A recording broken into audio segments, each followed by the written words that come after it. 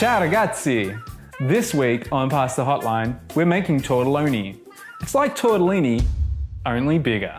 So the main components are going to be the pasta, the beautiful pumpkin filling, and finishing it with a butter and sage sauce. For a full list of ingredients, check out our Instagram page. This pasta is going to need a lot of love. So allow for an hour and a half, and if you're cooking for others, make sure they're around to give you a helping hand when folding the tortelloni. Most importantly, make sure you tune in on Thursday at 7 p.m. We'll be making tortelloni and we'll be making your nonna proud. Ciao!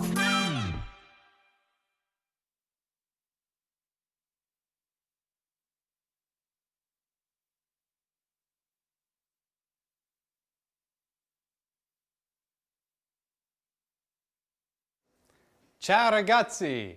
Welcome to Pasta Hotline. This week we're going to be making a pumpkin-filled tortelloni. A tortelloni is one of those fancy little pasta packages with a nice filling that are folded really nicely. Tortelloni is very similar to tortellini, just bigger. They're great for a simple sauce, something that complements the filling. So today I'll be making a pumpkin and sage sauce. Super simple, super yum. And you could also throw these tortelloni or tortellini, if you're making smaller ones, into a broth, which is really nice as well. So I'll be making a simple sauce on this episode.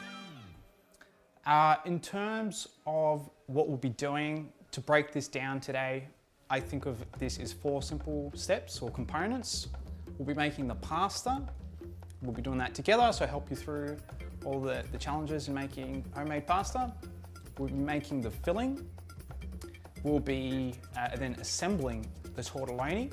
So that's putting the filling inside the pasta and wrapping them up and getting them ready to cook. And that last step is cooking them and then pan frying them in the butter and sage sauce. It'll be pretty awesome. Now, because these are a little bit more intricate to handle, we're going to allow for about an hour and a half before we plate up. So if you do have more people to give a lending hand, key things are when we're rolling the pasta, that's a good stage to get some help, or when we're actually folding the tortelloni themselves. You can make like a little production line and get some friends or family to help. It'll be awesome. In terms of ingredients, the pasta itself is just plain flour and eggs. So I use 1 egg per person as a gauge and be making enough for 3 people today. In terms of the filling, so because this one's pumpkin, I'm using butternut pumpkin. I really like the taste of butternut pumpkin, but you can use other pumpkin if you've got it. While that's a bit sweet, I like to add in a little bit of honey, some spices. So I've got, we'll be putting in a dash of cinnamon, some thyme, and what's the other one? Nutmeg. The base of it, I always use an onion and some garlic. We'll be adding in a couple of varieties of cheese. So I use Parmesan and Pecorino, both delicious. I probably prefer the Pecorino a little bit more. But if you've got 1 cheese, that's fine. But try and get like a Parmesan if you can, rather than like a mozzarella or anything like that. We'll be using sage, fresh leaves if you've got those, and butter. And yeah, last but not least, a bit of white wine in the filling as well. When we reduce it, give it that nice rich flavor. And if you've got red wine, have a glass while you're cooking. Keep it wholesome. So those are the main components and ingredients. The other things to keep in mind are what we'll need to make it, so equipment. To do this quickly, it helps if you've got a pasta machine. I use a Mercato pasta machine. We'll just be rolling sheets out today and then using a knife to cut them. So if you don't have a pasta machine, you can use a rolling pin or even a wine bottle if you want to keep it old school. Just keep in mind it'll take a little bit longer, so if you just want to get a feel for this dish, maybe make less to keep up with the video. But that's pretty much it. The other things are just like forks and knives. I use cheese grater to grate that, cheese, and yeah, we can start to get cooking. So I'm just gonna clear the desk area, or the bench top, and we'll start by making the pasta.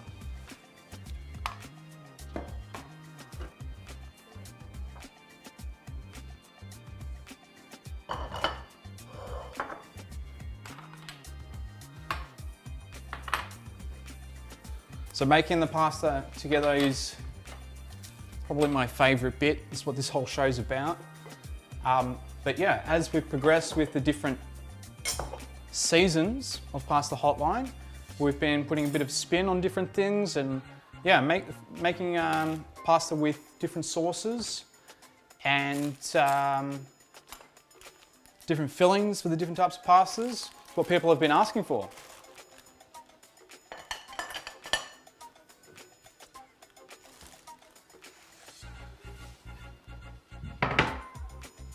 Okay.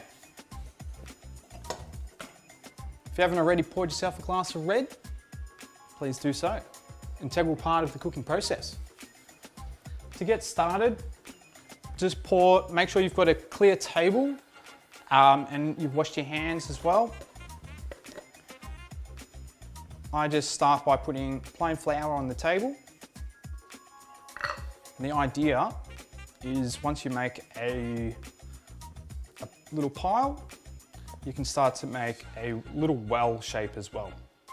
So key things to keep in mind when doing this process is to make sure the walls of the well are quite wide, because as we mix, and we'll be using a fork to mix, the egg could easily break out. So that's nice to keep everything contained.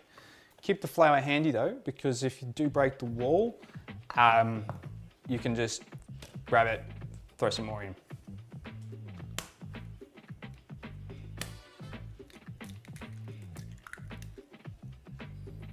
Cracking eggs on a flat surface always makes it that little bit easier. If you try to crack your eggs on the side of a bowl or something with an edge, or the side of a cup, you risk cracking eggshells into the egg that you're trying to get out. So always good to use a flat surface. All right. So I've got the egg in the well. You'll notice that it's kind of level. That's a really good way to do it by eye. Makes you feel a little bit more pro, like a nonna. I start by poking the yolk.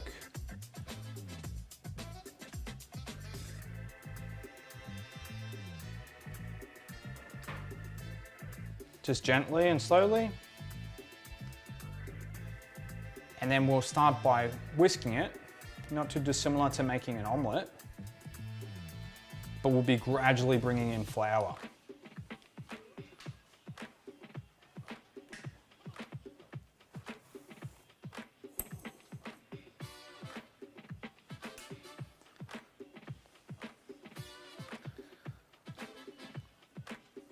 So I've been making pasta on Pasta Hotline pretty much every week during the lockdown process.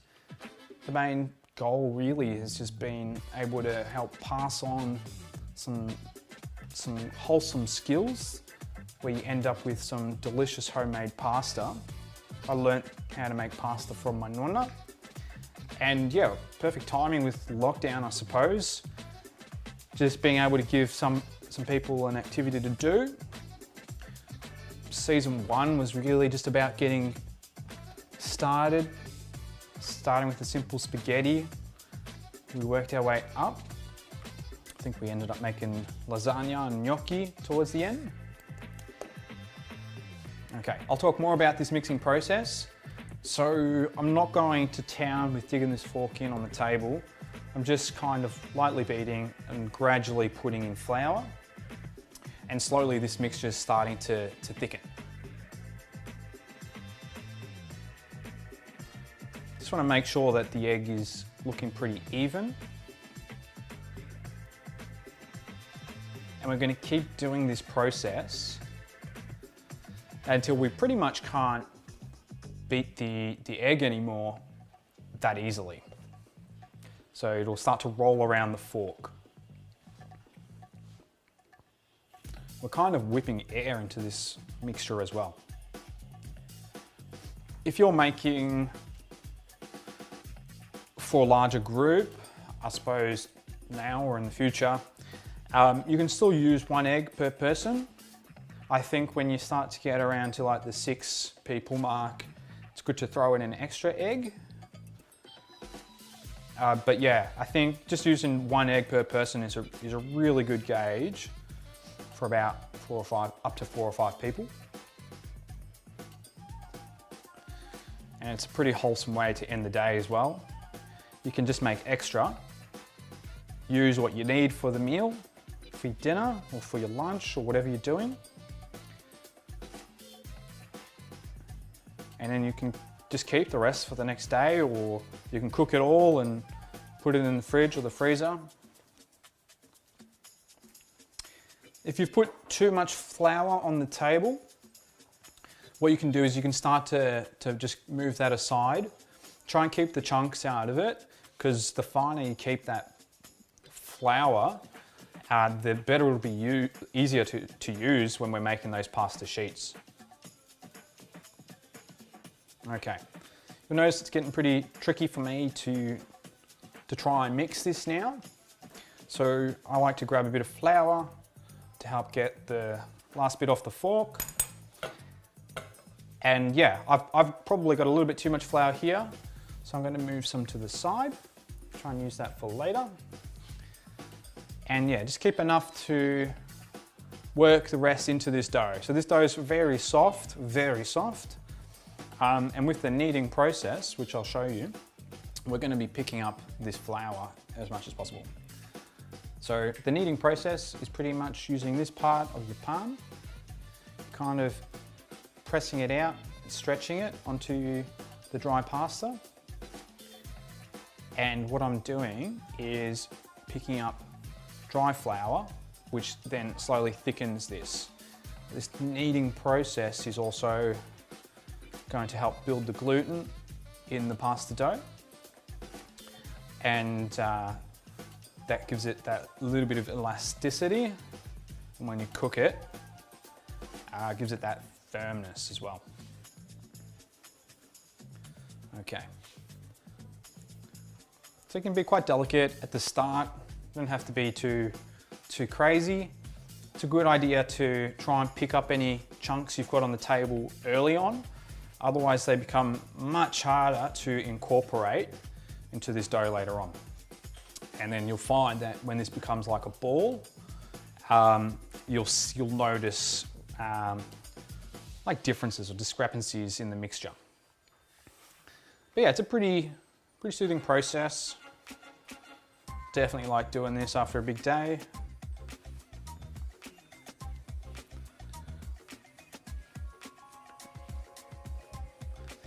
Some nonnas, what they do, I guess they start to use 2 hands and they start to knead it like this and then fold it over and repeat. I like to mix it up with the kneading process. I'll do a little bit of this at the start, and then when the dough becomes quite firm, it's kind of hard on your hands to try and get this more firm. I like to sort of mix it up to the nonna style. But yeah, it depends on how much you're actually making. So using 3 eggs for 3 people is great for 1 person to make. You could easily just do 2 lots of this and make double the amount. Just get 2 people to make it at the same time, which makes it a great social activity, especially when you have a bit of red.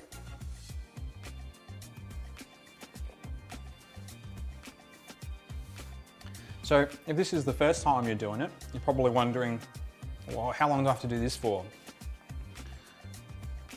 When is it the right amount of firmness? So I'll show you a couple of techniques on how to know it's ready. But I guess kneading it between like 5 and 10 minutes is probably enough. But I'll show you a few little tricks to be able to make sure you've got it. You'll notice what I do is I grab flour Just create like a thin layer on the surface, rather than sort of like plow it into like a pile of flour. Because yeah, that process of stretching out the dough is exposing wet pieces and picking up dry pieces. And yeah, it's a pretty simple process.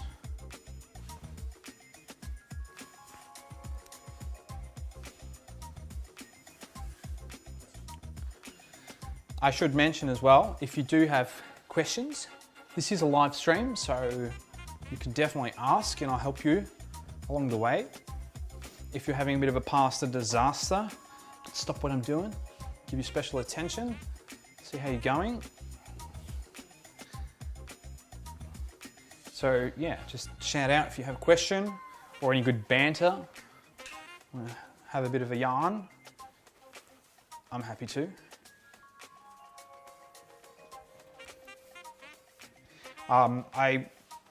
With the live stream, there's probably about a 40-second delay. So a little patience for me to get back to you.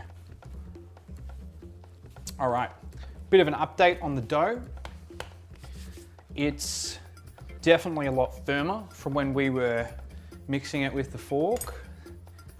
If I poke it, it's pretty, I mean, it's trying to bounce back. It's not quite, it's just kind of like staying there. We want this to bounce back. And you'll notice that it's not caked in flour, it is covered in flour very finely. And a good little test, if you want to zoom in, Nick, with the gimbal, if I give this a bit of a stretch, you'll notice that there's wet pasta in the middle. So you'll know that when that wet pasta is dry, yeah, you'll notice once that's dry, that'll be better. All right.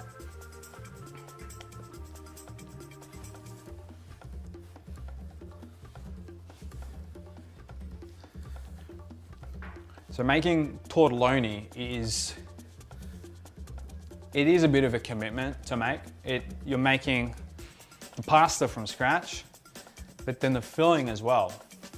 But I reckon that lends itself to be creative with what you make. There's so many different combinations. So 2 episodes ago, we went back to the spaghetti, but we incorporated spinach into the pasta dough mix. You could make tortelloni with a spinach mixture. That's pretty cool. That might influence what filling you use or what sauce you use. And if you want to feel like a pretty wholesome home chef, you know, just once you've got a nicely coloured pasta on a plate, you know, get little candles. It can be a pretty nice setting, you know. And you definitely appreciate the food you make, rather than just consume and buy things.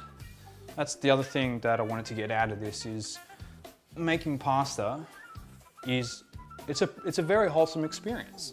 You can do it yourself, you can do it with friends. I particularly like doing it with friends. Being in lockdown, it's hard, obviously, you can't really do that, but it's a great way outside of lockdown. A bit of a pasta party, if you like. All right, you're noticing it's getting quite tricky for me to start to knead this, but all that flour that I had on the table is actually being picked up. So that's a really good sign. Really good sign.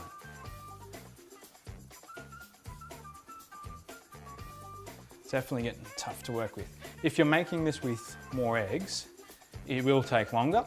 You can, if you want to keep up, you can just cut it in half and then just keep working with half the mixture. Throw the other half of the dough to a mate, I don't know.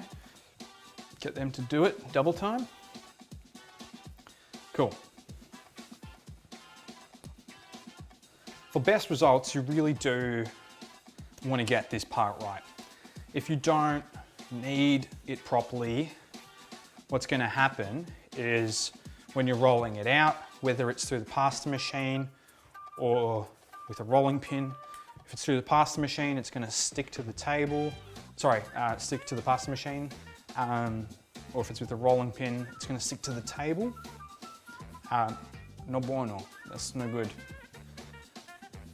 All right.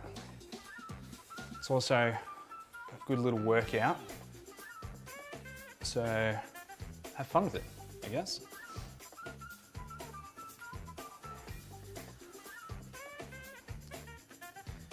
All right, getting there.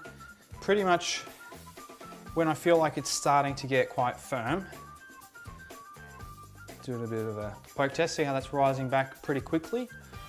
I like to start to try and get this into a ball shape. So any major cracks and crevices is ideal to get out. So just try and make it as spherical as possible. There's no real technique. What I try to do towards the end is just sort of focus on the cracked bits, and then try and make it into a ball. But yeah, as long as your pasta dough's combined and doesn't have any wet bits, that's all right.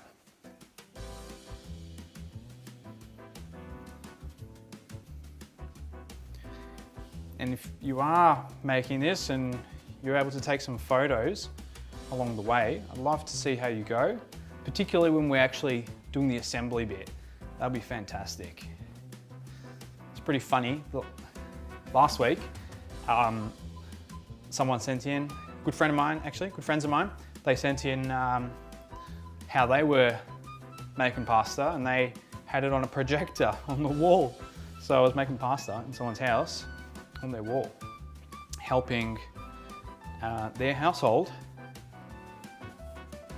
make orecchiette. All right, so I'm not too precious with this. I'll end up with probably a few cracks, but I'm looking for the pasta dough to just be right. So I've probably been kneading it for about 10 minutes. Just making it spherical.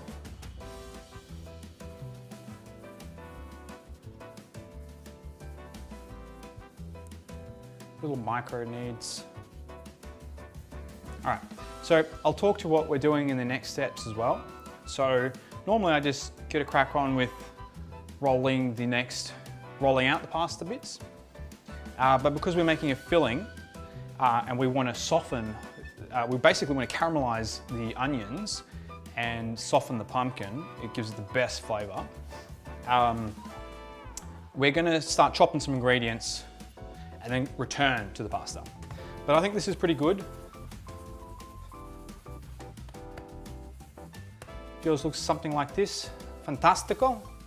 Congratulate yourself with a sip of red. Awesome. If you've got a spatula handy, you can just tip it upside down, and that's a really easy way to get the caked on bits of pasta off the table. It's important when we're rolling it out that we've got a really nice flat surface, so highly recommend just getting that out the way. Alrighty.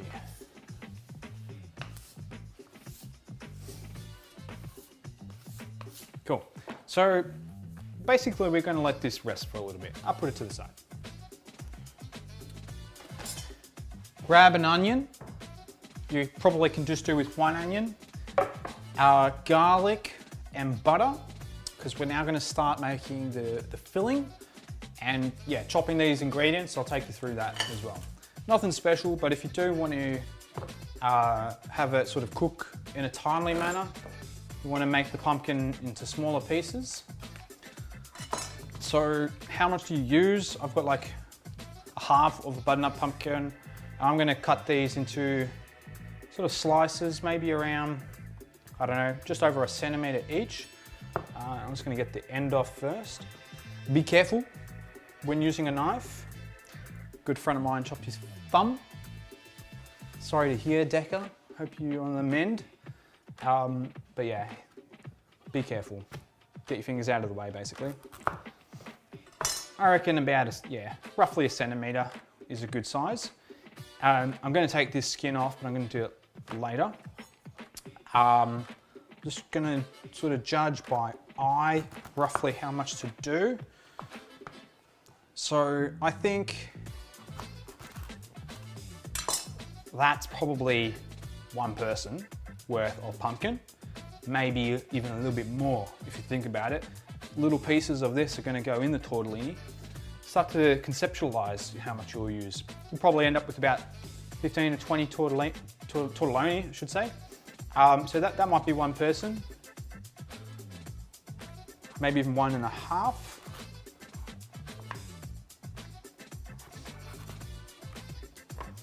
So look, I'll make a little bit extra just in case you don't want to be short. If you are using this part of the pumpkin, just clean out the seeds and the stringy bits. All right, to get the skin off, it's easy to do it now. You don't want to lose too much of the pumpkin either. Try and keep that. Voila.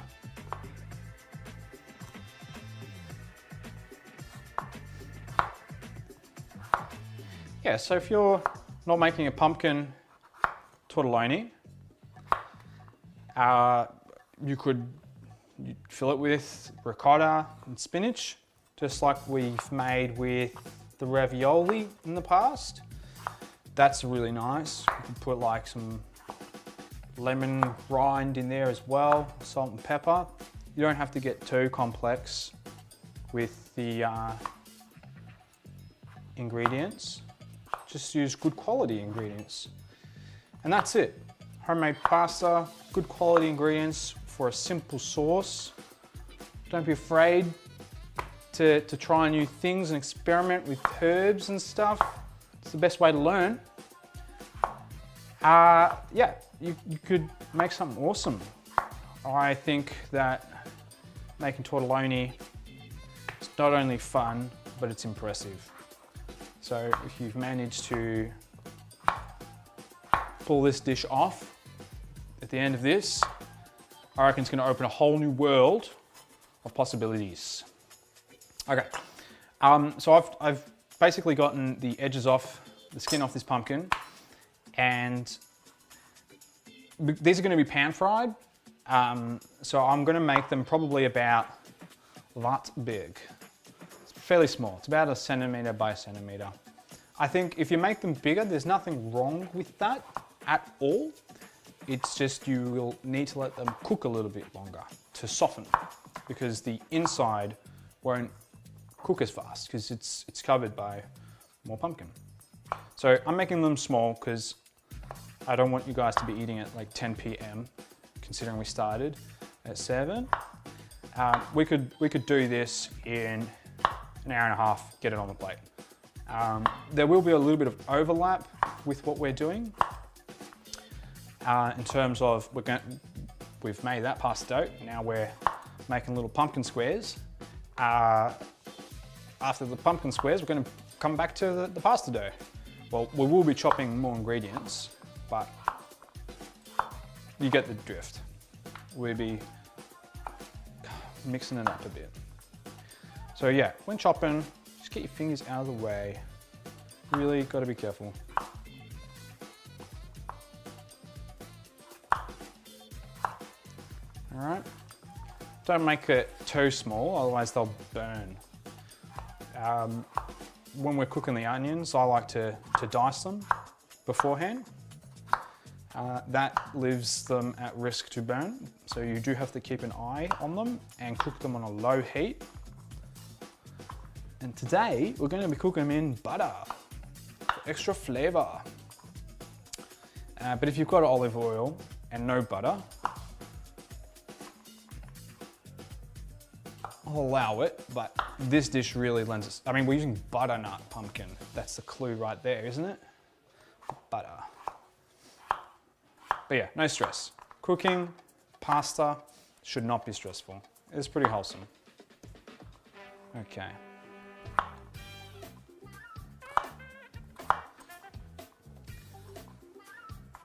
So a lot of people to keep the pasta dough moist as well, or easy to work later, you could put a bowl over it, or some glad wrap, cling wrap, whatever.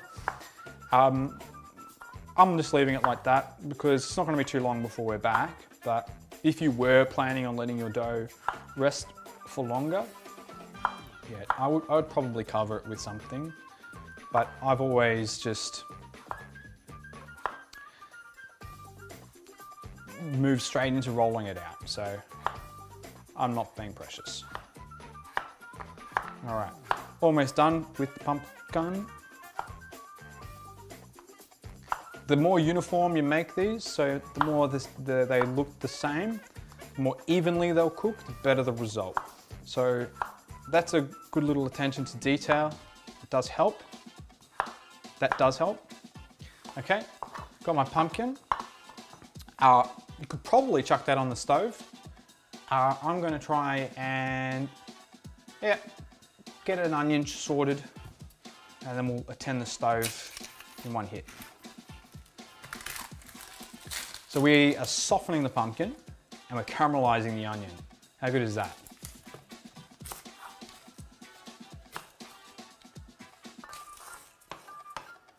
Okay. So you just want to dice the onion. Eventually, when these are both caramelized, which will be soft onions and soft pumpkin, we'll incorporate them together. So get 2 fry pans. If you've got 2 fry pans, do it. Otherwise, if you only got 1 fry pan and a big saucepan, use one of those because this will definitely help to cook these at the same time. Hopefully you've got enough space on your stove.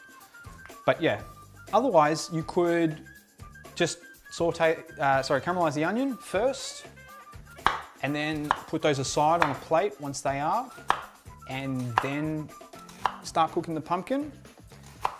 And then you'd incorporate those onions into the pumpkin.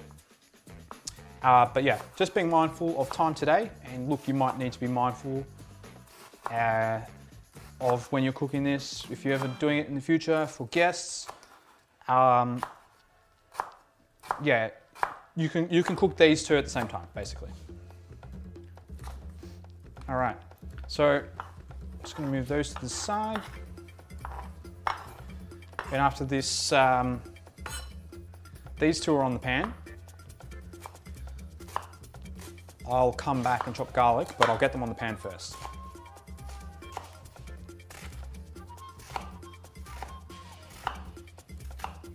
Okay.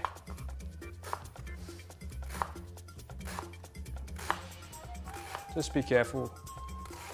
Don't want you to chop your finger or your thumb.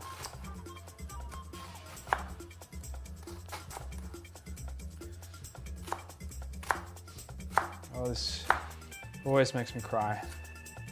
It's good. Let's add a little emotion.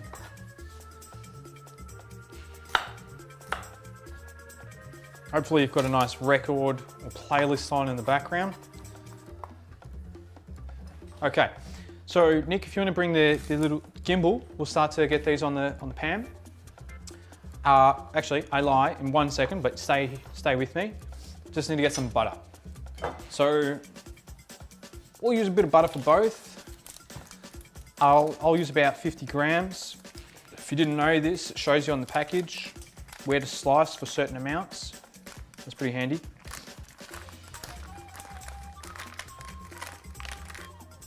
All right. Well, 50 grams looks a bit like this. Yeah, this is important so things don't burn as well. So let's take that over to the stove. Okay. Well, first things first, I'm going to turn these on. This is going to be my onion pan. Okay. So to melt the butter, I'm probably going to keep it on a higher heat, but as soon as that butter starts to melt, I'm going to turn that down straight away. And put your fan on, get your lights on. I find it for the pumpkin, if you've got like 2 pans going on, if you've got a pan that has a flat surface, it's probably better for the pumpkin. If you've got one with a rounded surface or base, throw the onions in that one. I think that helps. So yeah, that's gonna be my onion pan, round corners. This one for the pumpkin.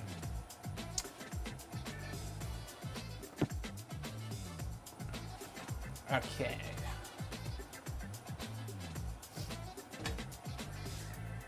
So I'm gonna chuck the butter can still be intact as long as it's melting. Easy does it, don't want to lose any. I like to put the onions in first, in a sense of, like I'm going to be adding garlic, but I am putting in the onion in first. I find that if you add in the garlic at the same time, it cooks a little bit faster than the onion and will burn. And this, you know what, some people like burnt flavors. I certainly do, but I think I'll put the garlic in just a little bit later. So that's starting to get its groove on. Now I'm gonna chuck the pumpkin in. So the butter looks a bit like that. Yum. Even just cooking butter smells nice. Oh my God. Okay. So with the pumpkin, try and make sure they're evenly spread out.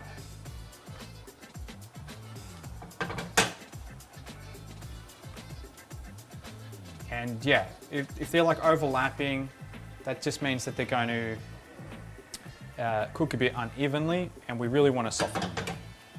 So I'm going to just grab a spatula real quick, and then we'll come back. You can use whatever, wooden spoon, just centering them over the pan. That's probably too hot. I'm going to turn them down just a little bit. Make sure the onions are the ones that are cooking slower. The onions will cook faster. All right. We'll probably let these go for about 10 minutes. We can start resuming with the pasta, and we can come back to those, make sure they're not going crazy burning. So yeah. Yep. Cool. So we got a question from Larissa. Why are we cooking the pumpkin and the onion separately? Because when the pumpkin's softened, we're going to be adding in some white wine and some water to reduce it, and that really brings out the pumpkin flavor more. We don't want the onion in at that point. What we're going to be doing is we're going to then be adding the onion after the pumpkin's reduced. So you could be cooking them at the same time, but then when it comes to adding in the white wine, it's probably less focused on the pumpkin. But yeah, if you've got one big pan, you know, try something new. I haven't tried it that way before, but that's just the way I know it. Okay, so if you're using a pasta machine, like me, just grab that, sweep away some flour off the table, because we're going to start to roll this out into pasta strips. Get that stuff ready. Okay, I will mount this to the table, but then what I'm going to do is, I forgot to prepare the garlic. So Henry just said, garlic yet? And thank you, Henry. I need to chop the garlic. It's not going in yet though, but I will chop it. So pasta machine's bolted to the table, nice and tight. Pasta's ready to go. Gonna get the garlic. All right. Those onions are gonna sweat for about 10 minutes. Choice of how many cloves of garlic to use, it's up to you. I generally, just like the eggs, put about 1 per person. It does depend on the size of the garlic clove.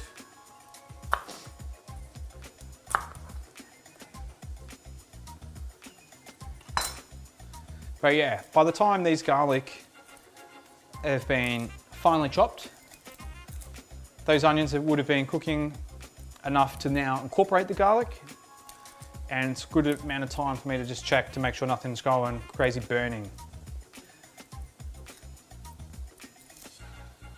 You don't want things to cook too fast, otherwise it won't caramelize and it won't soften. It'll just cook the edges and then form a hard layer or burn. All right. This is a bit of a pain to get these guys off, but you know, it's all right. Got time, got wine.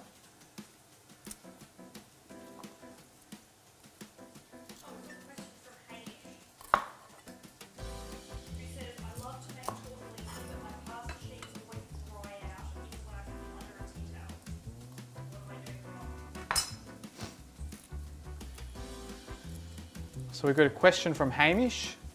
I like to make tortellini, but my pasta sheets always are drying out. What am I doing wrong, even though you've got them under a tea towel? Could be that when you're rolling out the pasta sheet, you're leaving the pasta sheets out too long and you haven't started making the filling at the right time. So that's why I've got the filling starting now, and I'm going to come back to making these pasta sheets. For those onions to get properly caramelized without burning, at least 10 minutes, that's plenty of time to start rolling out sheets. I mean, we'll have lots of time. So I'm not too sure if you've made the pasta, left it aside, and then started the filling. The other thing is, if you've cut the tortelloni or tortellini, depending on what you're making, sheets out, so we do make the sheets. If you've then cut them into the squares, because we will be making squares, a smaller sheet of pasta will dry out faster. And because that rhymes, you should remember that.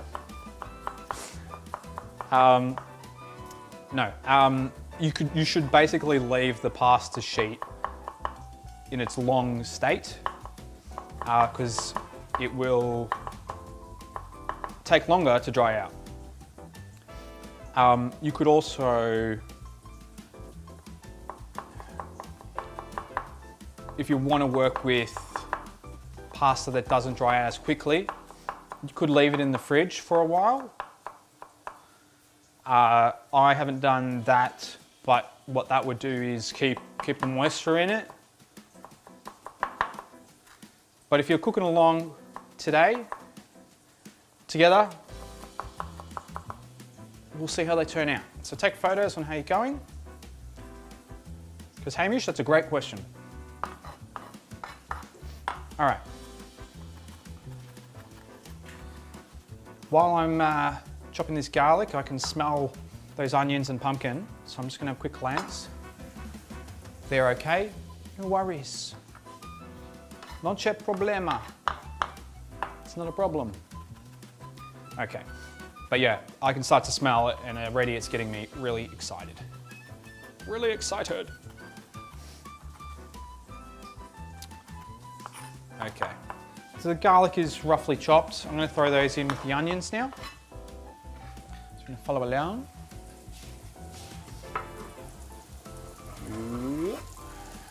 Easy.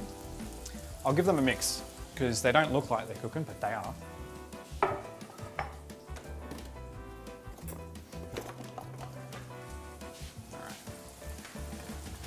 Maybe I could turn the heat up just a tad, because it smells delicious.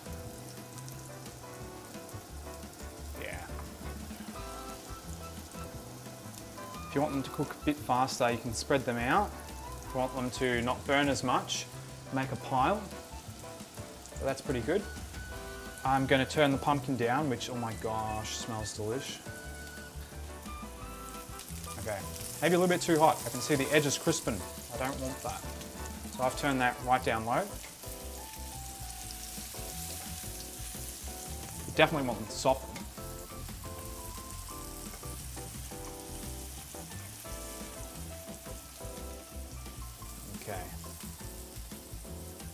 That's on the lowest it can go.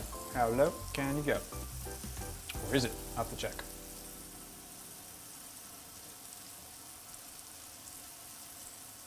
Okay.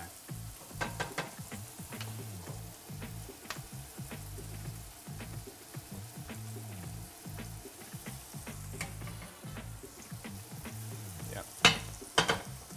All right. Leave those for a bit longer. I'll definitely come back and check on those pumpkin and those onions. All right, so now that we've got those softening and caramelizing, it's time to do the pasta. So I reckon a good way to start is dividing up the ball into smaller pieces.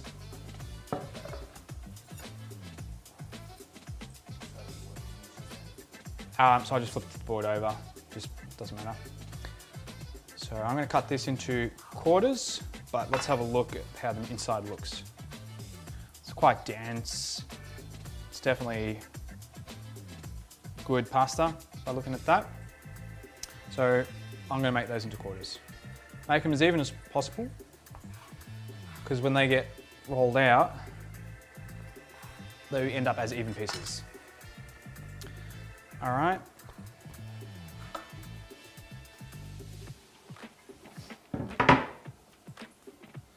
So you're probably familiar with this process if you've done it with me before. Just squash them into discs, because then it becomes a lot easier to feed through the pasta machine rather than something that's long. If you're rolling these by hand, you could have left these as half rather than quarters. I should have mentioned that before, but no worries if you have. And keep your flour with you handy, because we're going to be using this as we roll the pasta. So I'm definitely going to have some on the table. Just going to check on the pumpkin real quick.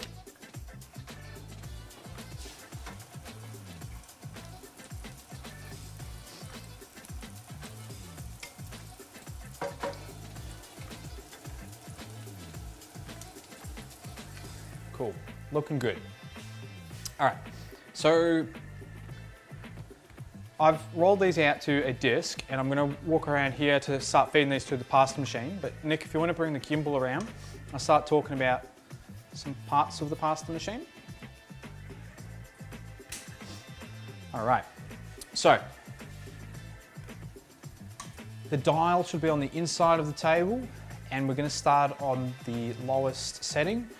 Mine's 0. Some pasta machines have different gauge system, and they might start with a high number, but what you really want to look for is the gap in between here, the two cylinders, is as wide as possible. So that's important, and to feed that through, you'll need a pasta winder, which I left over here. I'm just going to grab it.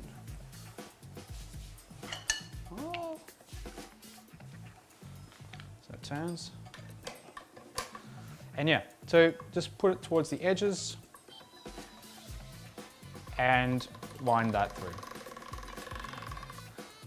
And you'll get something that looks a bit like this initially. So what you can do is you can fold it over. You can do it once or twice. I do it twice at the start. What you do is you get these two straight edges. Feed that in at 90 degrees, so it's not going back in like that, it's going in like this.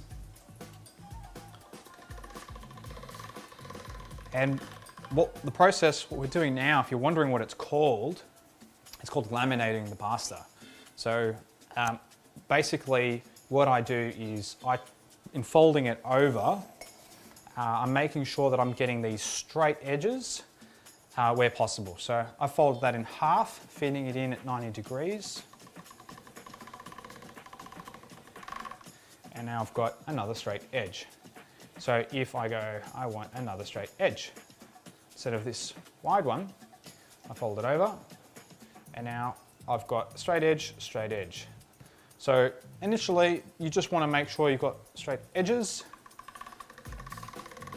but what you want to end up before you start rolling it out is it's the right amount of width for the pasta machine. And that width is essentially, you probably got like maybe a finger width on either side, because as you roll it thinner, the pasta does flatten and stretch, so that's a good size.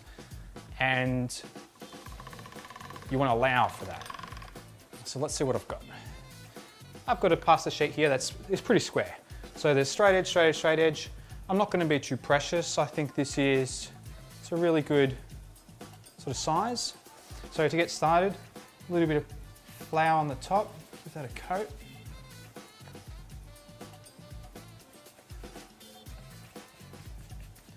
And then we can get going. So I'm still on the gauge, the initial gauge, and I'll wind that through just a handful of times. Not even, like 3 times. And then I'll start to move that to the next gauge. So I've pulled the dial out and moved it to the next setting, and that's brought in those cylinders to make them more thin, because now I'm gonna be flattening the pasta just a little bit more, gradually. Okay, I'm gonna be checking on the pumpkin and the onions, but you can see this process will be pretty straightforward, and we're going to be rolling this out quite thin, and I'll show you more of that in detail in a second. All right. So the pumpkin is browning, which is nice, and I'm just sort of like poking it.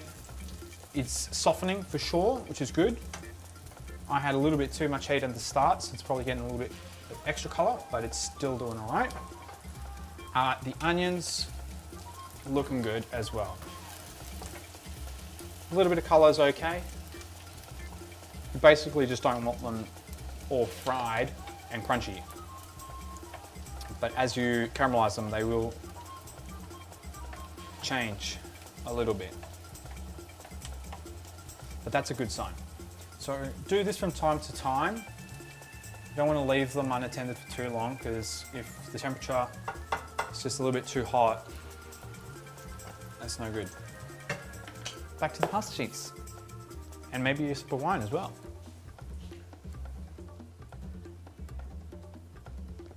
Okay. So I'm still on that second dial, second gauge of the dial. It's an even rotation of the pasta machine is good. You'll notice that when the pasta just slides through, really, that's time to change the gauge. So just do it one by one. And look, every pasta machine's a little bit different. You could have got an old one, or you maybe just bought a new one to keep you occupied. Could have been an early birthday present to yourself, why not? What I recommend is, regardless of the numbers, we're going to get it to a point where the pasta's thin enough where you can see your hand through it.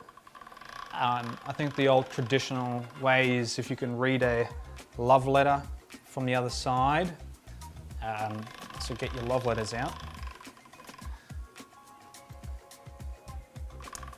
So I just do it a handful of times until it feels like, yeah, it's gliding through. After about 2 or 3 rotations, I just put a bit of pasta on the pasta sheet and rub that in. Oh, a bit of flour on the pasta sheet, I should say. But you know what? It's half the ingredients, so I was half correct. Okay, so I left that on a 2. Didn't turn it up. I've turned mine up to a 3 now. Yeah, so you can see immediately using a pasta machine really does help speed up this process. You can definitely do this by hand, just allow for more time. I think it's wholesome enough with the pasta machine. There's probably some non-ners though that would disagree. All right. It's always good saying, oh my gosh, this flour and eggs, that's all it was. It's turning into like a lovely sheet. If we're making lasagnas as well, we're making plenty of these. So just carefully guide it in. I'm going through it kind of quick, but it's because I've got a bit of practice. It's okay to go slow. So just make sure the important part is it grips at the start. I just feed it in, and then I use my fingers to just guide it in and get an even rotation. And it's really that easy. It comes out in a nice little ribbon form. And then you feel it, it's okay. Up the dial, I'm up to the fifth one now. You can feel it, like when it's compressed. It even makes a slightly different sound. You really get in tune with the pasta. That's what I like about this process, is it's kind of, you don't have to overthink it, but you're feeling what you're doing. You're attentive to the finer details without being bogged down in an overwhelming amount of details, if that makes any sense. But yeah, it's a great way to relax and chill. So I'm going to the 6th setting. If you have only got about 6 settings on your pasta machine, and you're like, oh, what's happening? Like, you're gonna keep going. I'm only gonna go 1 more. Like I said before, the idea is we just want this to be thin enough. It doesn't have to be too thick when we're making tortelloni, because these are delicate. And yeah, I'm gonna quickly check on the onions and the pumpkin. Got to make sure they don't burn.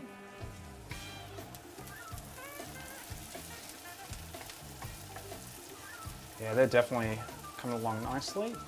Let's turn it down a tad as well. If you found that it was a bit of a struggle right from the start and you've been working with, like this is nice. This is nice color. This is the caramelization process. I just pretty much will keep this sitting until it's more evenly that color. And you can see pumpkins, this is getting pretty soft too, which is really nice, really nice. So I've used actually a big onion and not a lot of pumpkin. I think maybe it should be about a 50, it looks a bit like a 50-50, depends on the size of the onion. But yeah, I mean, you can't go complain if you've got a bit of extra caramelized onion. At the end, it's all gonna be mashed together and be nice. Okay, whoa, almost too quick. Okay, cool. I let this guy accidentally get squashed. What you do, just keep going. So that's a little bit of a thicker part, unfortunately, but it was right at the end, so no worries.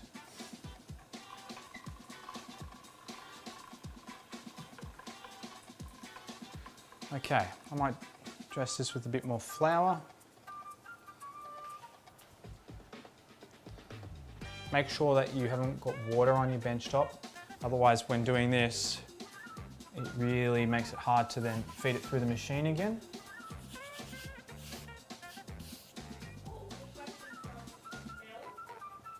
Yep.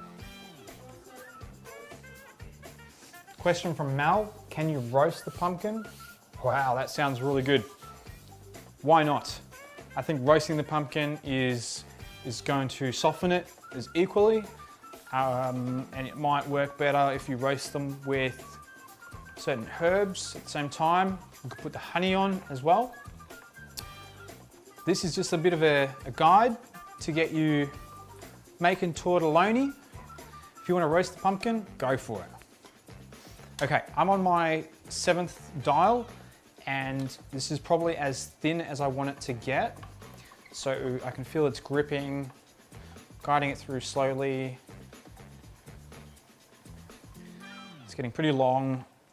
I'll put it through another time. All right. Such a good process. I always feel so good. And when you eat these afterwards, you're just going to be like blown away. It's so good. Okay, so the pasta sheet is quite long. If I bring my hand to it within the light, you can see my fingers. I don't know if this light's that great, but you can see, you should be able to see through it kind of. So what I tend to do, I'm going to swing around here as well. What I tend to do is, because these are quite long pasta sheets now, you can initially put them like this. Right now it's fine, but it will stick over time. So just grab flour, and trust me, flour is your friend at the moment. You can just dress the outsides of this. Yep.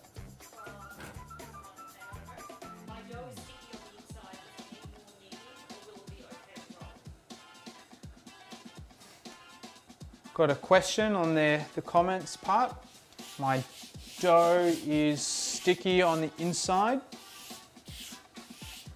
What should you do about that? You should incorporate more flour. You don't want any sticky parts within these sheets. So if you've started to roll it through the pasta machine or rolling it out and it's sticking to the table, it's a sign if you haven't got enough flour. So I haven't got any sticky bits coming out through this. I recommend just grabbing what you've got and just incorporating a little bit more flour with it and just doing a little bit of like a stretch test, seeing if there's wet bits on the inside after you've incorporated a little bit more flour. But yeah, you do want pasta that is initially dry. It means it's not going to stick to surfaces or other bits of pasta, and it becomes easy to work with.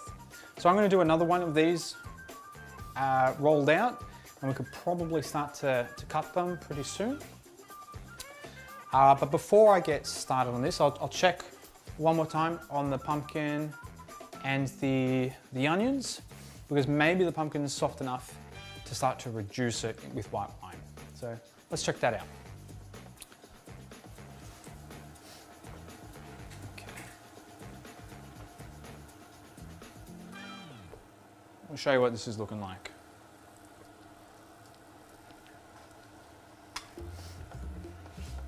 Onions are looking pretty soft. They could probably still keep cooking a little bit. Pumpkin, mine is a little bit, consumed by some burnt, they're not burnt, there's cooked edges, but I reckon the pumpkin itself is quite soft. So I want to start reducing this with some white wine.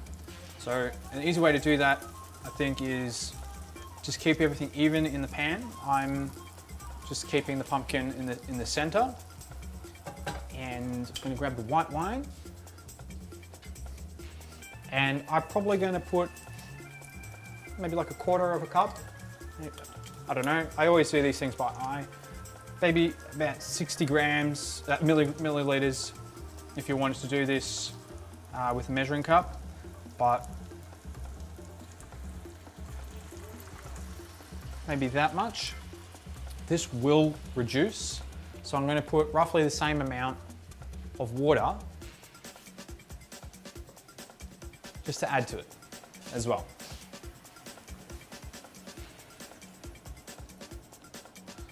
So you can see the cold liquid has stopped it from sizzling, but I'm going to turn the heat up a little bit so that starts to reduce quicker.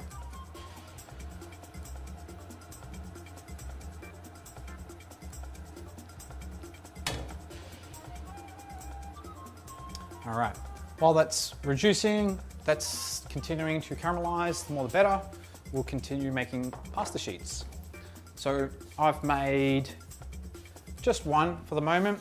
I'll probably make one more just to give you an idea. With one, make sure you've moved your dial back on your pasta machine. Rookie error.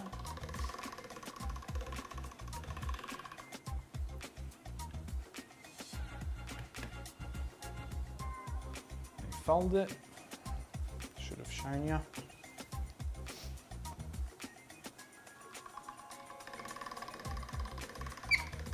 And we're just going to do the same thing here.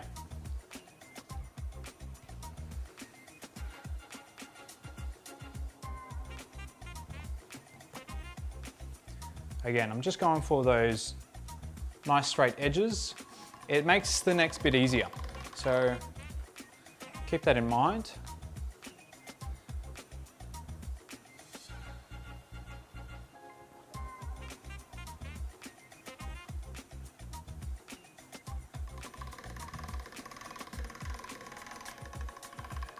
It's funny, I end up with these long strips and it looks a bit funny, but then when you fold them over, you end up with these really nice straight edges.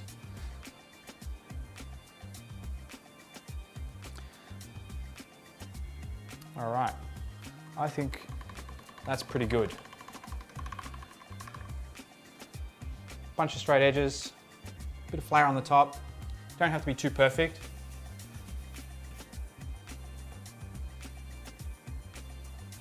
Make note of what you do when you're rolling it through the machine to get these nice edges, because once you've got it once, it's pretty much just following that process. I would spend ages just trying to get it perfect, straight edges. Really not that necessary, but you know, when you're starting out, why not? So I'm gonna up the dial, up the ante. Okay.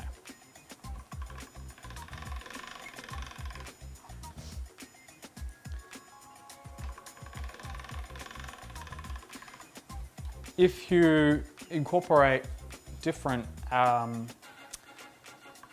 ingredients into the pasta dough, such as spinach, like we have in the past, this process of, the process of kneading takes a little bit longer, and there's added moisture as well to the dough. So it does take a little bit more flour and kneading for longer. So keep that in mind if you're thinking to do this same process, this same recipe, but with spinach pasta. Making the pasta dough takes longer. Gonna check the pumpkin, see how that's going. Yeah. Pumpkin is super soft right now, which is great.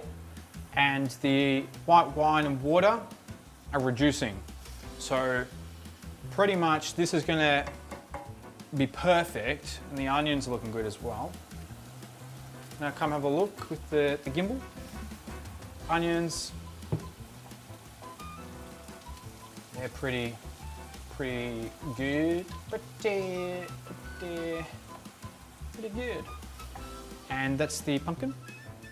They're like super soft. If I poke this, it's like easy to mash, which is good. We want these to be soft.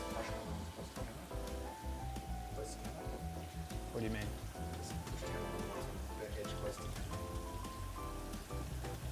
Really easy to mash. That's going to be super helpful for later. It smells amazing. Hopefully your house is starting to smell really nice. Back to the pasta.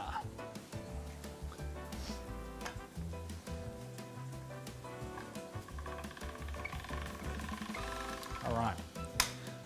This is the stage though where you do have to keep an eye on that pumpkin and the onion. If you burn that, that's what you'll end up with. So do keep a keen eye. If there's more people in the house, get them on stove duty. You can be on pasta duty. None of this is a duty. This is all good. It's all good. Cooking is a joy. It's relaxing. It's interesting when you have to do things in parallel, but the reward is so good. The sauce is going to be easy. After the tortelloni are complete, it's just butter and sage in a pan. It's super simple. Yep.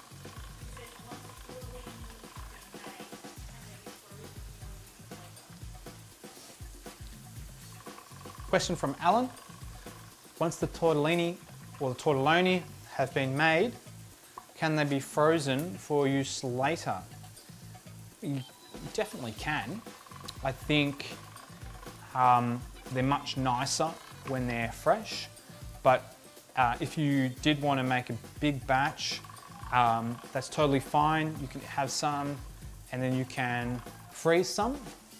I would make sure you've got some really good freezer-proof bags, because what will happen is they'll get too frosty. The moisture bits will get too frosty, and yeah, they might crack and break. But you totally could do that. There's nothing wrong with that. Okay.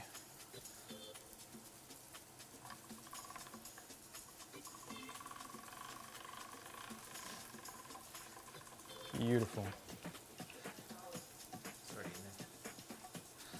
So I'm going to put a bit more flour.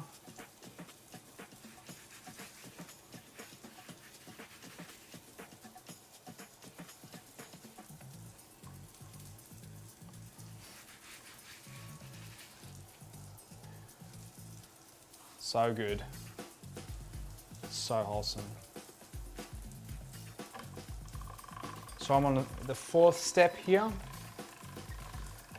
And this is pretty much the home stretch. Once I get this pasta done, I reckon the filling is about ready. I reckon it's just about reduced, so I'm going to be stepping over to have a look at those actually now. Just wait until that's through. Having a quick look at the pumpkin. Yeah, definitely. So this has reduced completely. I want to take it off the heat. Looks like that. These have absorbed moisture, yeah, they're nice and soft. They're super soft. If these weren't soft, they're going to show when you roll them in the tortelloni. It's nice to make sure they're soft. These onions I'll just leave for now, but I've taken the pumpkin off the heat, and the onions I might just leave for a tiny bit longer. I'll move this out of the heat. What I'm going to do is finish the pasta sheet that I was working on, and then we're going to incorporate some spices into this, which will be super nice. Herbs and spices. Yeah, that's nice and soft. And then we'll incorporate the onion as well. All right.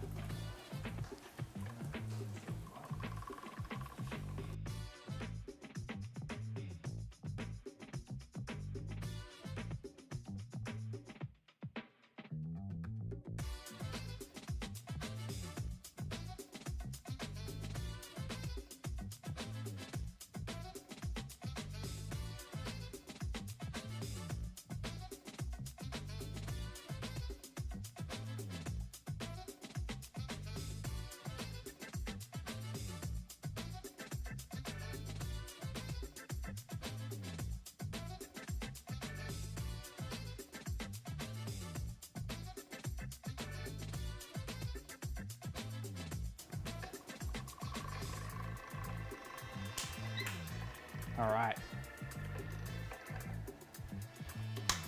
We're almost done with this pasta sheet. It's looking pretty good.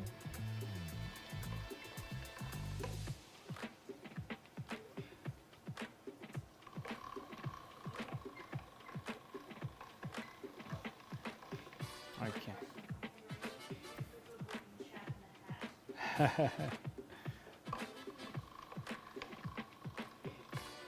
The good looking chap with the hat is Nikki, who's been helping us with the setup of this live stream.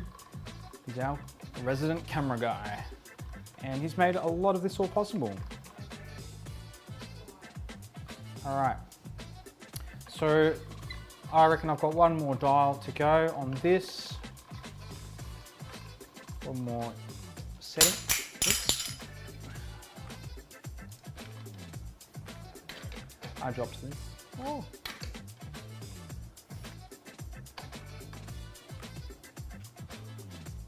All right.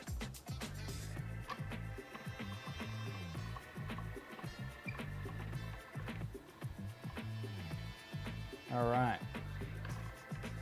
Looking good.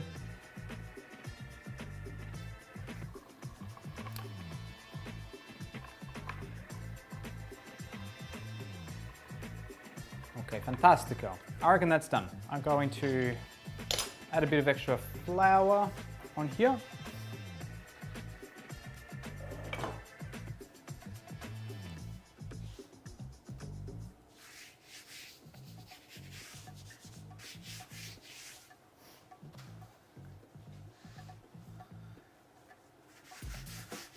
And then we're going to be adding in some herbs to that pumpkin. So get your herbs ready. We can leave this pasta here for now. It's not going anywhere. So I'm grabbing thyme, we're using about a teaspoon, nutmeg, again about a teaspoon, and cinnamon, maybe even just a dash of this. So yeah, we'll add that in, and salt and pepper if you've got some.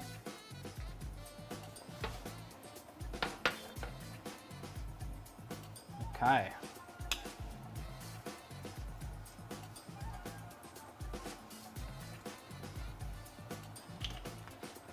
There's the thyme. And about a teaspoon of nutmeg.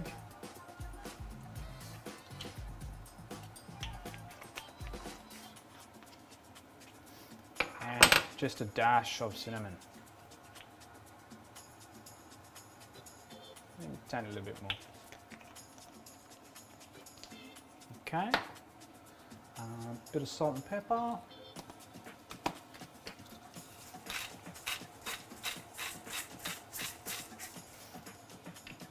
Now, once I put this in, I'll incorporate it and then I'll taste it. And if I prefer it to be a bit sweeter, I'll add in honey. So just give that a bit of a mash. Oh, it smells amazing once you put those herbs in. So good. Make sure the herbs are all mixed in. And don't be afraid to like flatten it. What will happen is the pumpkin will start to look a bit stringy. That's great. But don't overdo it at this stage because we still want to add in the onion. So I'm going to just grab a spoon to taste that. Wait 2 seconds.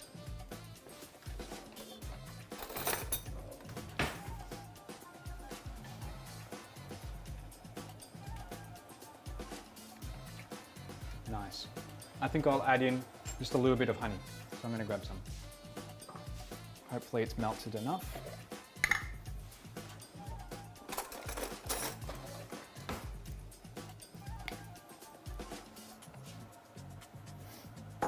Okay. Just a little bit of honey. And what you can do as well is get the onions and put these on as well.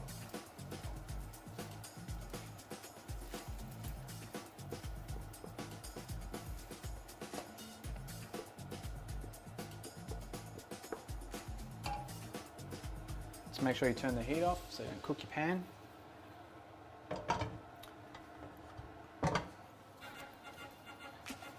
All right.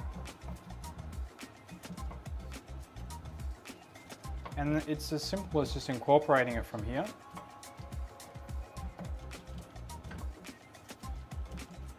I like to kind of just chop it to evenly distribute the onion and the pumpkin.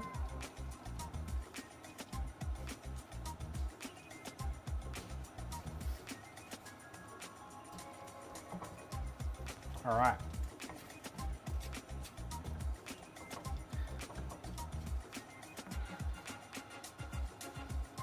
What we'll do is we'll let this cool down just for a little bit, and then we'll add in some grated cheese. So just gonna leave it there and start to grate the cheese. To do that, you can grab a bowl, makes it easy, a grater on, well, like one of the big holes is fine. So it's all going to be mixed together, so don't stress. I think we'll end up with roughly about a cup of cheese, roughly speaking. Go to the pecorino.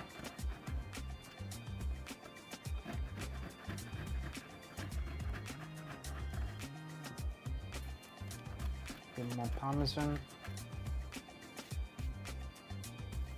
That might be a little bit extra cheese there, but we're not going to stress. If we don't use it all, we'll definitely be using it on top.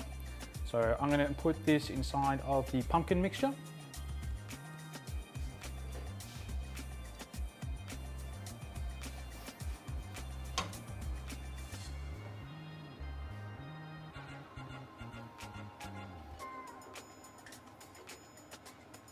Okay, I haven't used all the cheese, but we'll see how we go.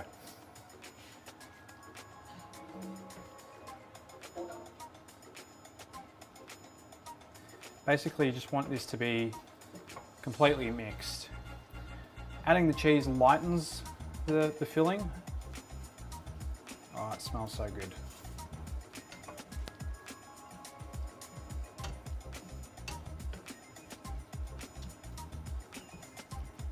All right, that's pretty much done.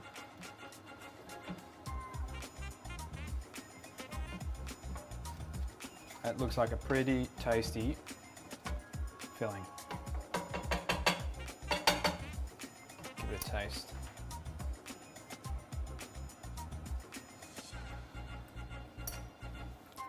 Adding that honey was a good move. Extra sweetness. All right, so here we can do some close-ups of how I'll be preparing the pasta sheets. I'm just going to put one strip to the side for now.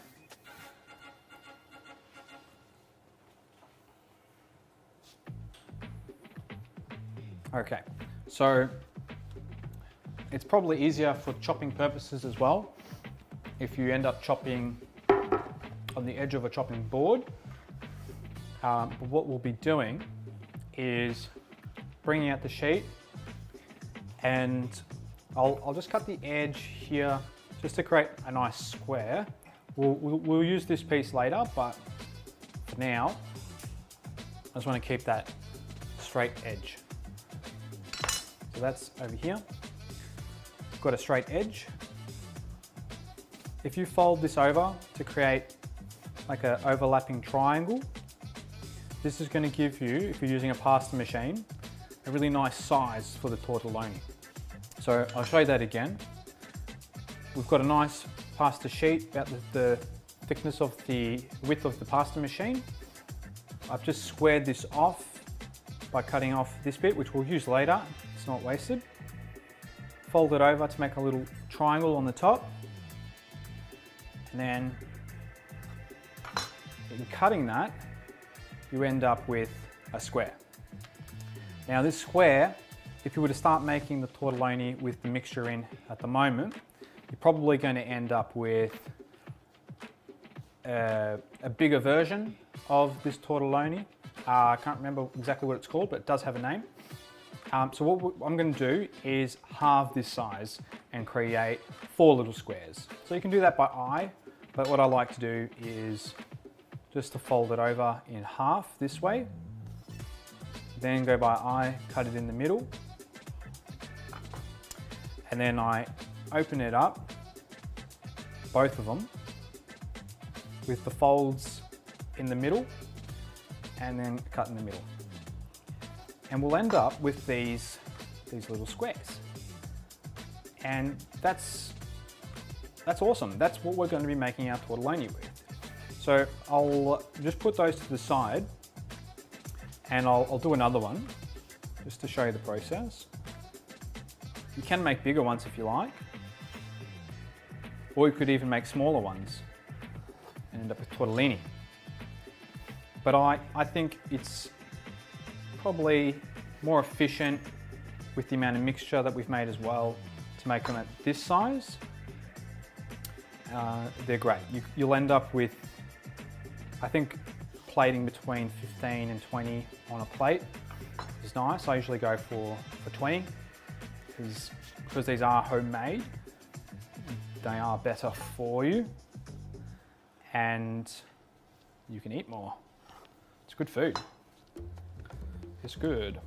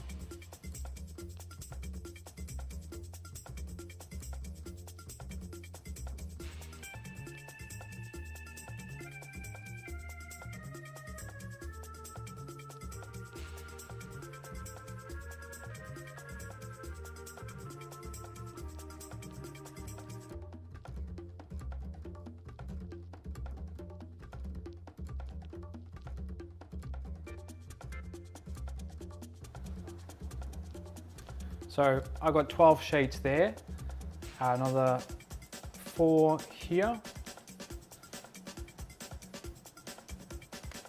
Gonna be making a few more, just a bit smaller. Actually, I'll come back to that. I always save those ones till last.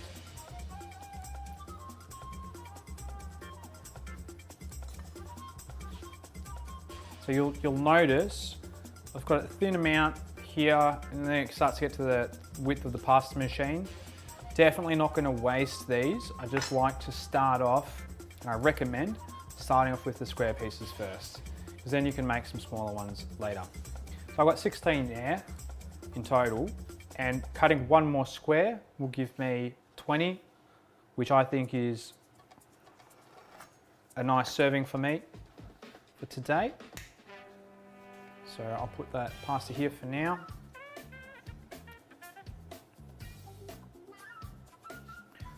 Okay, what you probably want to do at this stage as well is get a kettle full of water and get that to the boil.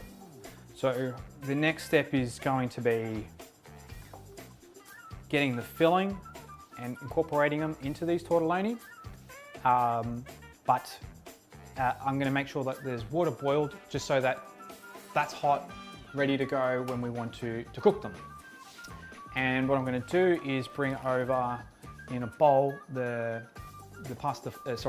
filling for the tortelloni, and I'm going to get a cup of water so that we'll use water to help stick parts of the tortelloni as we're folding them. So bear with me.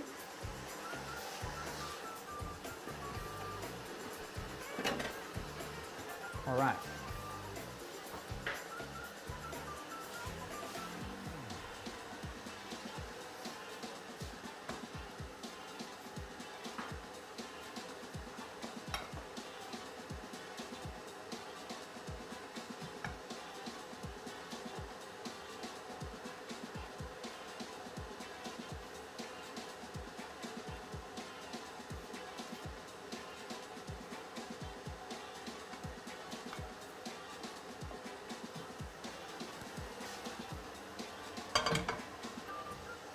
So this is super caramelized. It's super tasty. I'm going to keep this to the side. I will be making these later, just putting those to the side as well. And yeah, just to show you a little bit more of the process, we're going to have the pasta sheets ready to go. I'm going to get a cup of water, which I've got here. And you can just use your finger to wet the edges like this. And we want to be able to just gently wet 2 sides. Or if you have a little brush, which I'm hoping I have,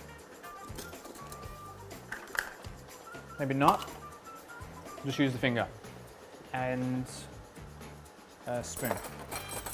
So what we'll be doing is you don't need much, probably about that much, sufficient.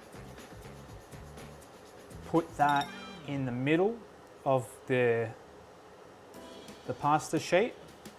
Now, if you've wet the edges, you want to keep the filling out of the wet parts of the edges, and it's kind of moved up just slightly off center. It's really easy to put too much of the filling, and then when you try to fold it, it doesn't contain it, which is going to cause it to burst, and that's no good. So start off with a little bit. It's a lot easier to work. Concentrate on just getting the tip aligned, and then making sure those edges are aligned. So I'm doing this quite gently, and there's no filling popping out the side. What I do want to do is press a little bit harder and make sure that this is not going to burst open once it's been cooking in the water. But you don't have to squish it too much. A good way to do it as well is just get your fingers either side and poke it like that. We'll be doing a few of these just to give you an idea of how to do it. But once you've got the edges pretty compressed, the next step you want to do is create a channel. You do that by folding over the side just enough so that it is not compressed and sticking to the other end, but it's staying there by itself. And do the same with the other side. What I like to do is move the mixture around a little bit, and this bit's nice and tricky. Not really. You basically want to tip it over and join these two edges. Now, to do that, I like to keep a finger right at the edge of where the filling is, and do the same on the other side and wrap it around one finger and kind of stretch this one over, and then you'll end up with it wrapped around your finger like it's a ring. And then just push down on your finger with your thumb or your fingers and make sure that this part sticks. Now, you do want to make sure that it does stick, because if it unravels, your tortelloni unravels. But you also don't want to mash it to the point where it's rubbery. But yeah, getting that thin to be the same sort of texture as that is great. And that's a tortelloni.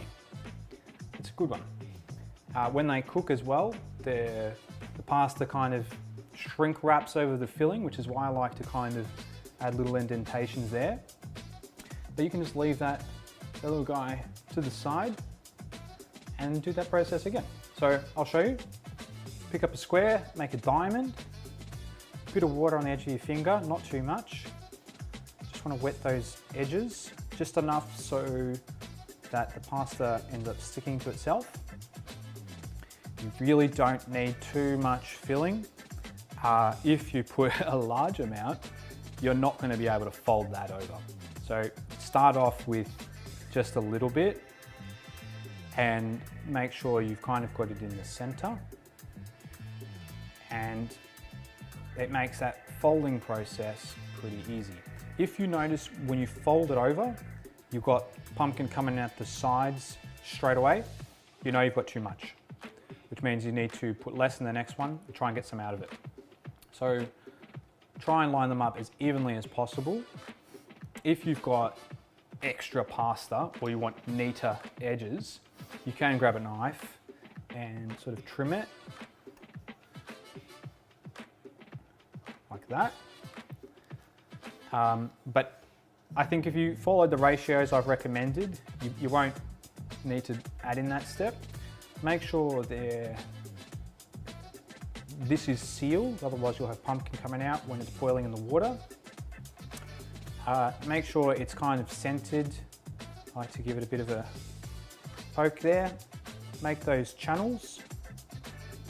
So you're not compressing these down, you're just sort of creating a fold. Once you've got that fold, you want to then have your finger like that, and you're going to be twisting that around while twisting this over your finger. And we'll do that.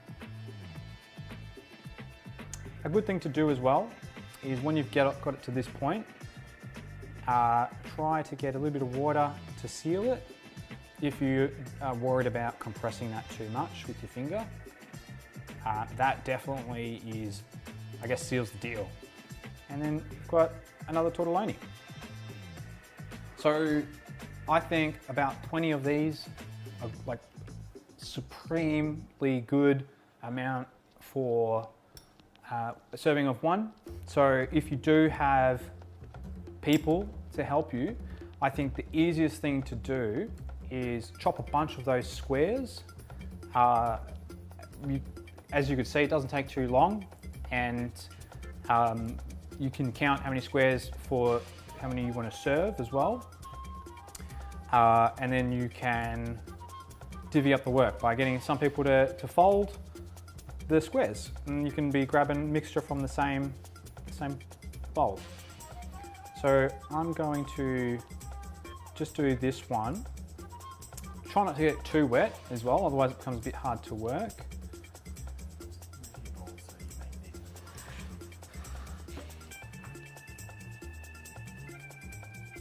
So after I make this one, I'm going to boil some water. Oh, it is boiled, but I'm going to get it on the stove. There you go, little tortelloni, little tortelloni. Okay, so that's what they're looking like. Stay zoomed on there. And you've got to make sure you're happy with the filling flavour. So if you need to add more salt, this, that, whatever, just do it.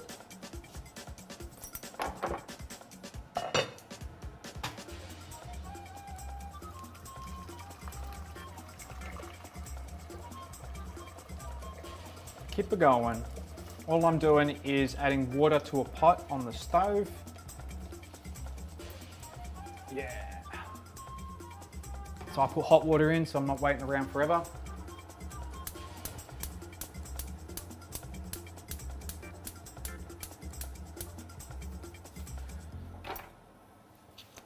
And you want to make sure your water is salted. We've got fresh pasta, so salt it like the ocean.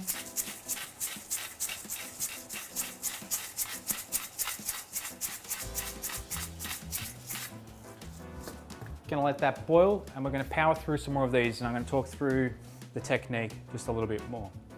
So it's definitely easier if you've got a brush. I've got one somewhere, but can't find it. Just a little bit of filling.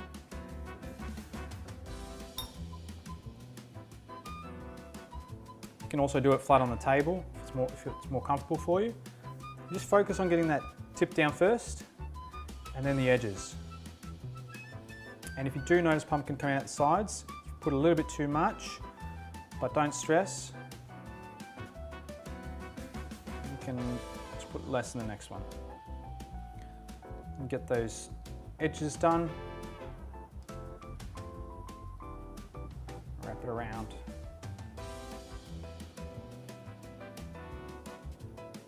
Simple. These look fantastic once they're cooked. They look fantastic now, but they're fantastic when they're cooked as well. So the reason why we went that thin with the pasta, so we could see through it, is because this is the right sort of texture for the amount of pasta that's there, and just how nice it is when you're eating it.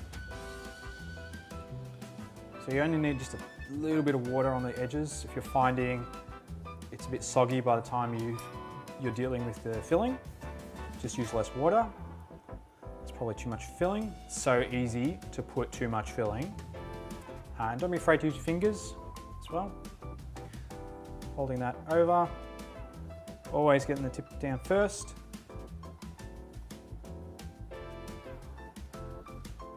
Making sure nothing's going to break out when it's boiling. Channel. Okay, you can do it rough. Get creative. You can, try something different, but this is the traditional way. It's that simple.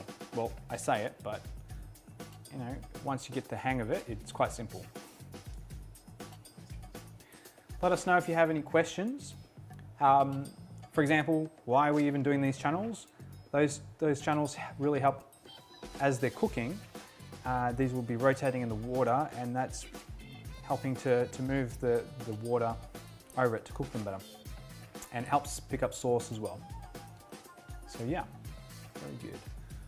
I'm really looking forward to taste these, that's for sure. The first time I made these, I didn't soften the pumpkin enough. And what I found is when I was putting them on the pasta square here and then folding them over, it was like hard pieces were like pressing through this thin layer. So I learned to make sure that pumpkin is quite soft. You learn your little techniques to make them better, and look, once you've got them down, these are just so freaking delicious. It's crazy. It's absolutely crazy. You can be having a bit of fun making some smaller ones or making some gigantic ones. Or you could be doing tortelloni inception, where you're putting tortelloni inside of tortelloni. Yeah. If you're following us on Instagram, you would have seen us do that for a bit of a giggle. All right. Bit of water, bit of mixture.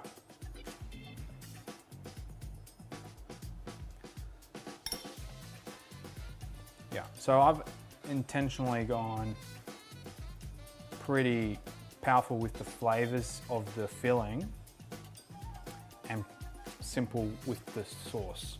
I think what's good about this sauce, the butter and sage, is it's so simple, so quick. It doesn't overshadow the pumpkin, it complements it. So yeah, good to think about everything on a bigger picture.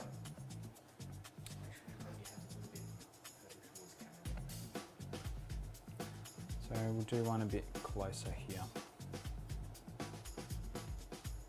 Just the edges.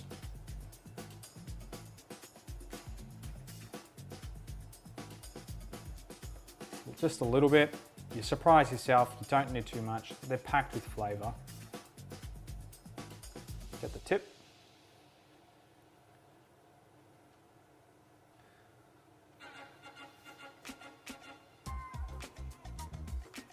Really want to make sure that this doesn't burst open.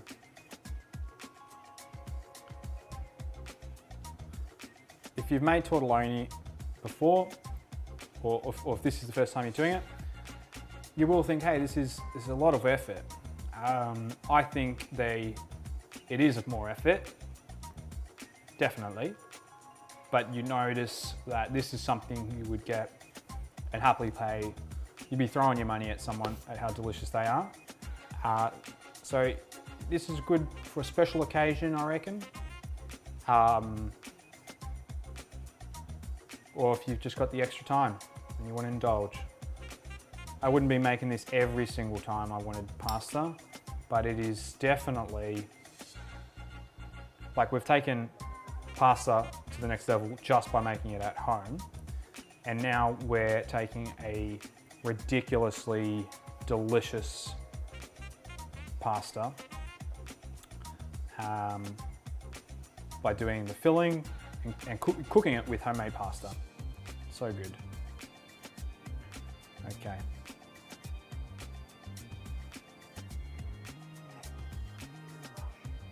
It's a lot easier to do that part where you're wetting the edges if you've got a brush. Yeah. So they're all coming along quite nicely, quite uniform.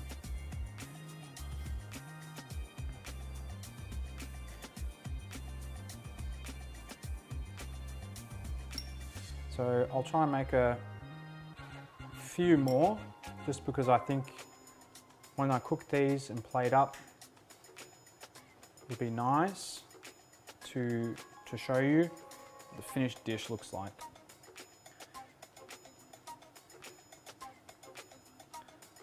Okay.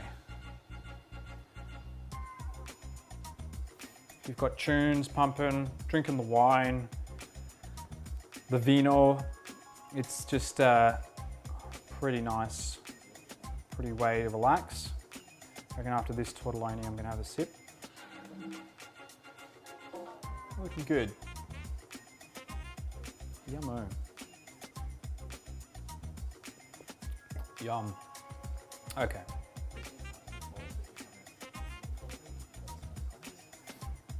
What? If there's any part of the folding process that you haven't seen or you'd like me to speak to more, just let us know in the comments. Hopefully I've been informative enough to help guide you through this process.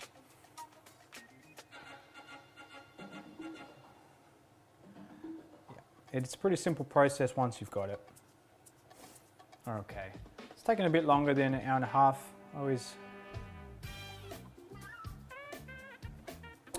wonder exactly how long it's going to take as I'm explaining. But yeah, I'm doing this by myself. If you're doing this with a bunch of people, you probably got more tortelloni. I'm just doing them one by one. But you could be doing this double time or triple time. Yeah, but yeah, I'll definitely be able to just show you the process enough that you will be able to have a lovely dinner tonight and be able to take photos and brag about it later. But definitely want to see how you're going. So if you're up to this stage, I'd love to see a picture. And if you've made tortelloni, very proud. Okay. So we're getting there. Hopefully the process is all coming together.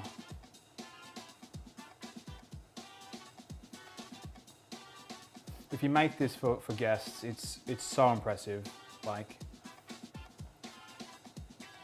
you won't get packet tortelloni ever again. You might, but you will remember just how nice this is. It's honestly so good, the flavour.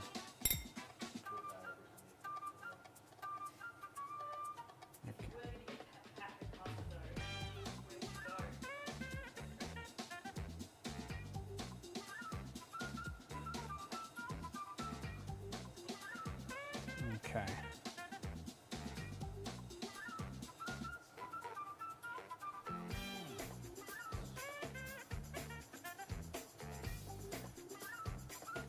Super simple. Hit us up if you've got more questions, particularly if you want to, if something's gone wrong or you're improvising a little bit.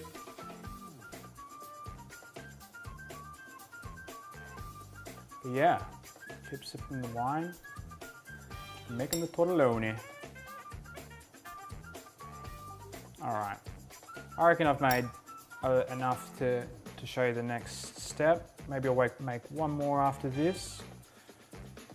So Nick, if you want to get the gimbal ready, you can follow me along to cook these.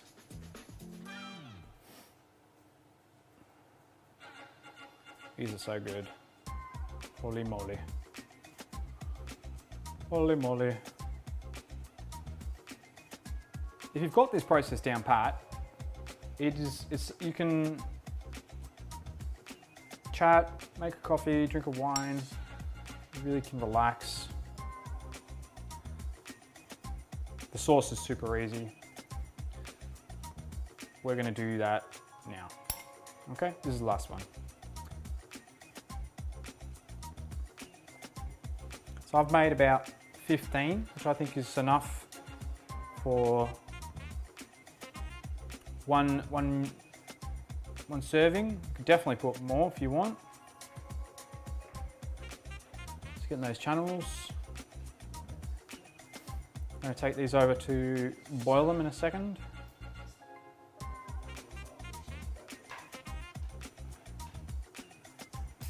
while Nick is doing something, I will just make one more, maybe two, because I'm a tease.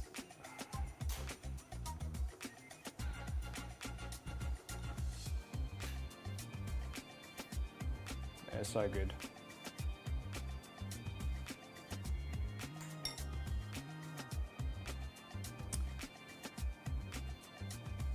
So if you're making them bigger, it's exactly the same. When we had the pasta sheets and I had that initial square, you just keep the square and just put more filling, the bigger square.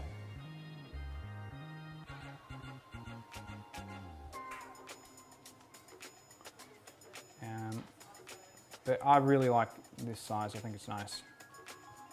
Okay. I think that's enough to demonstrate the cooking part and the sauce. You might have more, but cook about 15 or so, 15, 20 at a time. So I've got these guys, if you want to have a zoom in. They look pretty good.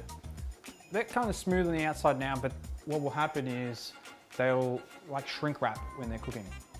I'm just gonna grab this guy. It's kind of like a ladle, but with holes in it. I just drop them in one by one. This water is boiling when I'm putting them in.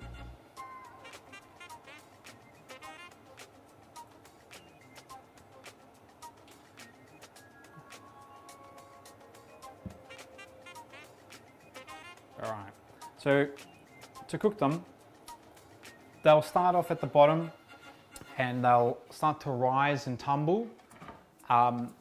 Just cook them for probably about 30 more seconds once they're all like tumbling, all of them.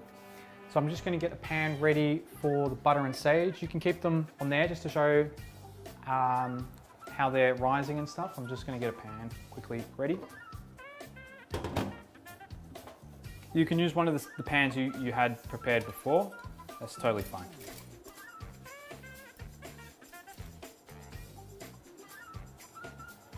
All right, so as they're cooking, I'm getting the butter and sage ready. So that's just, I chuck in about 50 grams of butter in the pan. Start to get that melting. And getting the sage. So chuck in, I don't know, it's probably a bit too much. A few leaves.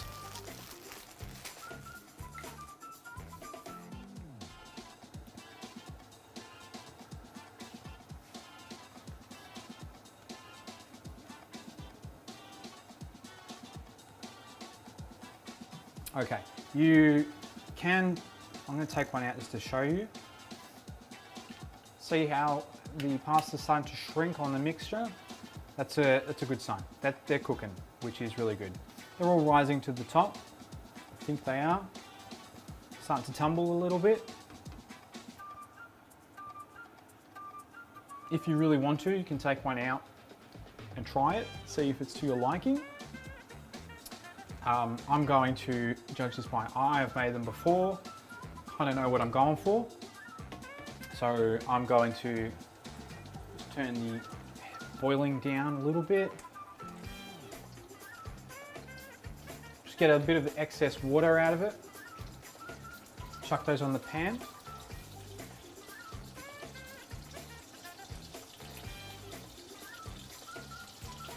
So that's all the sauce was, just butter and sage.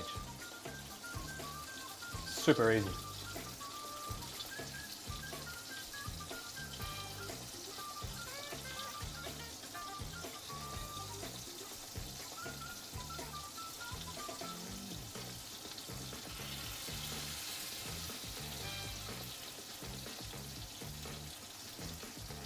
I like to make sure they're all evenly coated. So to do that, bit of fancy work.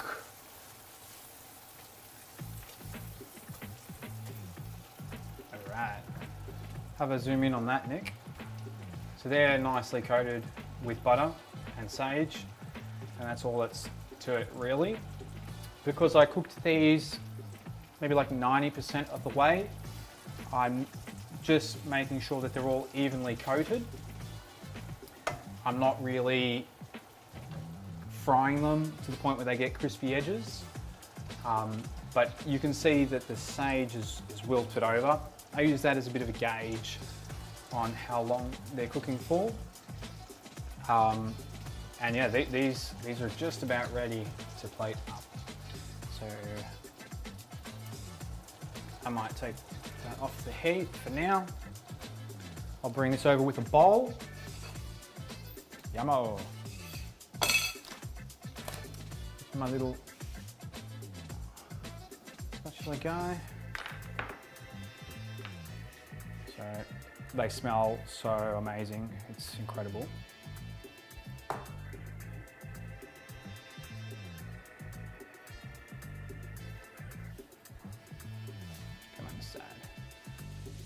Keep the leaves in there. Now, if you're doing another batch, all you do is you probably can leave the butter residue in the pan. You don't need to keep putting butter in, but maybe after like 2 plates, you can put more butter. I am going to be content with that. Let's put this aside. And finally grate some pecorino over the top.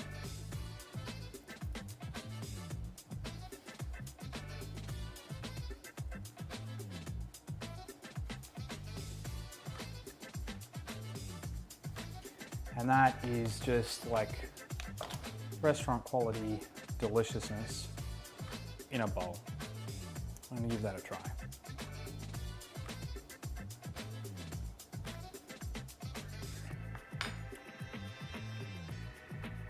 That's so good. That pumpkin cooked really nicely. Pasta's cooked really nicely. You just have to try it for yourself, which you can do because you made it. So that's tortelloni, pumpkin filled. Anyway, you can try different types of filling. You can try different sauces.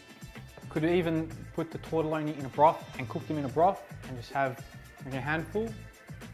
But yeah, that brings me to the end of this episode.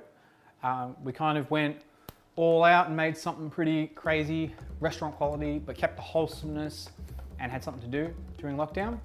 So thank you for participating. Thank you for everyone who has joined in previous episodes as well. If you want to be able to see some of the previous episodes, or if you just got an idea of today, but you want to watch it back again later, you can check them out on our YouTube, which we've also got an Instagram, and they're all interlinked so you can access all the episodes.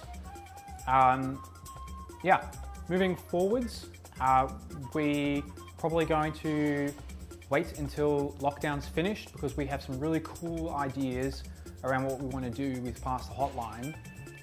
Once lockdown is finished, bit of collaboration with some other people that are making pasta as well. But if you do have questions around making pasta, we're still active on Instagram. So make sure you're getting in touch there. And after today, we definitely want to see what you've been able to make. Hopefully you've made one bowl of tortelloni and been able to enjoy that process. And yeah, when you get the hang of it and when you're doing it with a bunch of people, it's a lot faster. And yeah, hope you enjoy. So, ciao ragazzi, enjoy your tortelloni.